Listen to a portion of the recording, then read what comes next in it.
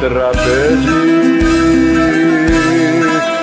μια καρέκλα πάντα αδιανή,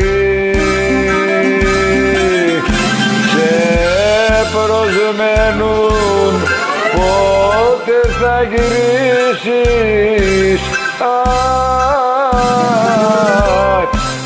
απ' τα ξένα δόλιο μας παιδί.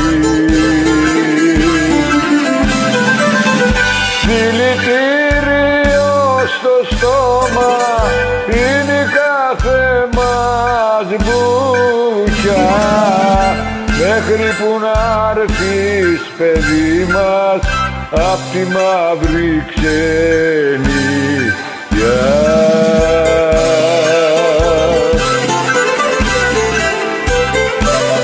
Τι καημός είναι κι αυτός.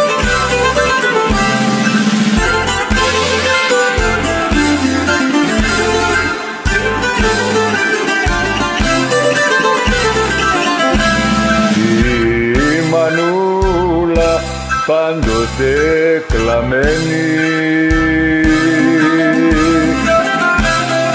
ο πατέρας πολλοσκεφτικός και τα αδέρφια σου και οι καλοί σου σκέφτονται σένα συνεχώς. Πότε θα έρθεις, πότε θα έρθεις απ' τη μαύρη ξενιτιά, να χαρεί το σπιτικό μας και η μαύρη μας καρδιά.